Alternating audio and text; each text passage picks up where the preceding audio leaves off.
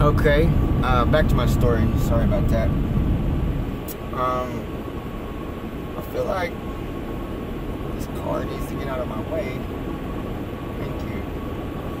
Anyway,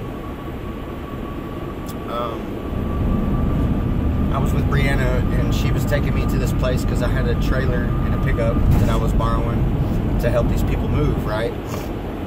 It was one of the selfless things that I saw her do with me, you know, like, she took me over there so I could help those people because she knew that they needed help, and there was nobody that was going to help them, except for me. God put me there at the right time. And when we got there, they got out of the car, and I noticed this girl who looked like she was retarded, you know what I mean? Like she wasn't in this world, you know what I mean? She could walk and, you know, talk a little bit, but she really didn't. And it was like, did he just get off? Shit. No, he didn't get off. Okay. And it was really like she was in our world, but she was seeing everything from a different realm. Like, she was experiencing a whole nother world, but she was still in this world. And that's what it looked like to me, because she was terrified. It looked like most of the time of the things that she was seeing, they horrified her. And she looked so familiar to me, like I knew her for some reason. And I asked a couple questions about, you know, what happened. You know, she wasn't always like that. She was beautiful and popular, and, you know, some bad family incident, and it doesn't really matter. The deal was that as a repercussion of something that she did, she was punished, and it was what they call a hot shot.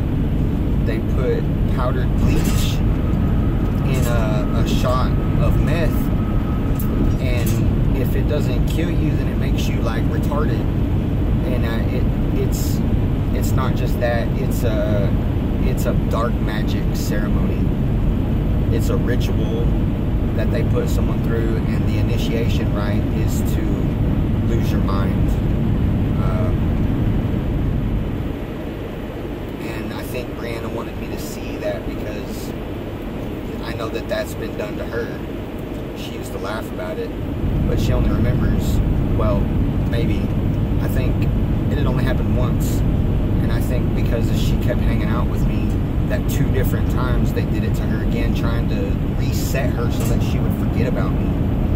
And it would work. It would be like I never spent no time with her at all, and she forgot totally who I was. But I think it was more like a reminding of what she was bound to do.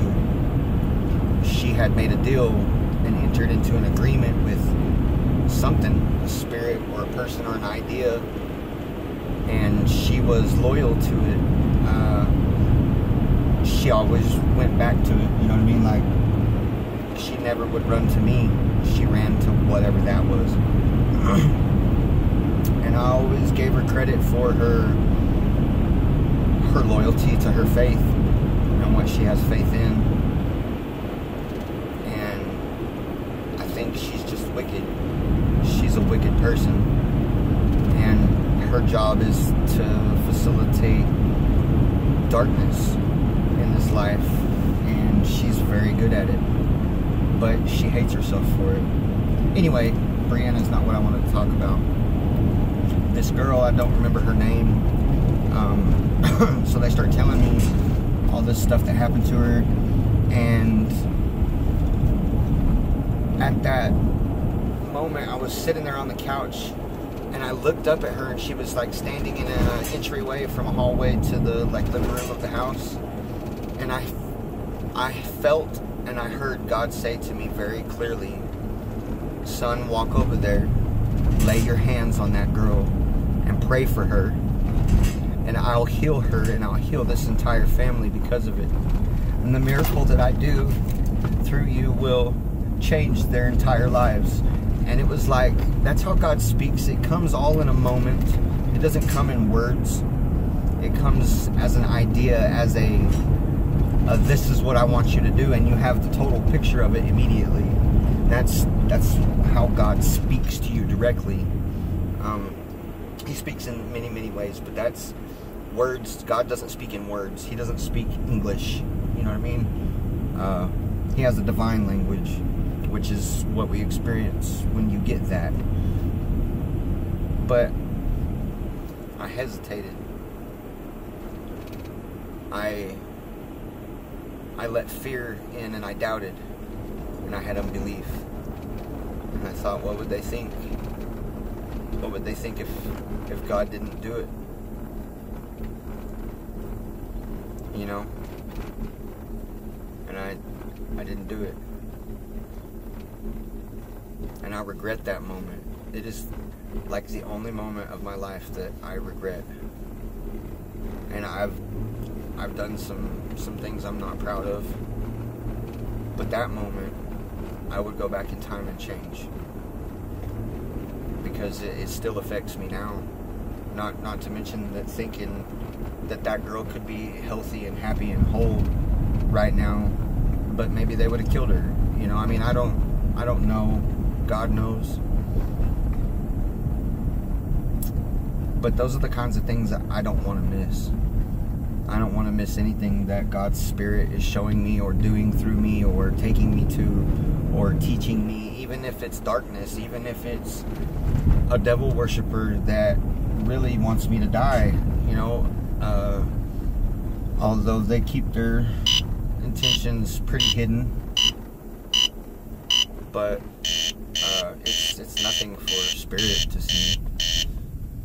That's always a distraction, right? I know you were muted.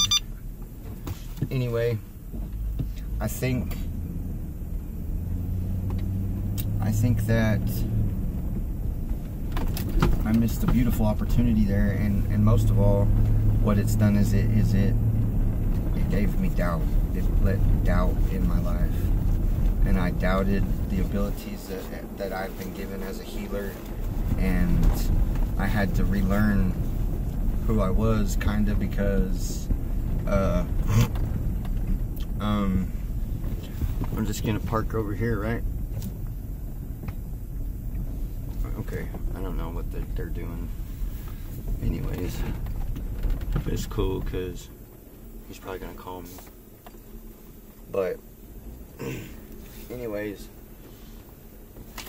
this is my calling to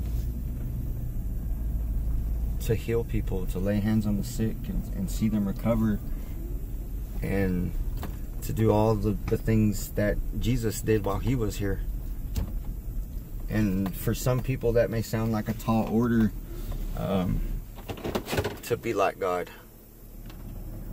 But I have no doubt in my mind today, as I sit here right now speaking to you, that it is a calling on our life, on every believer, everyone who believes that God is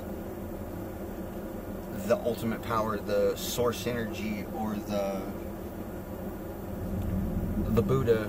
I gotta take this. Deuces.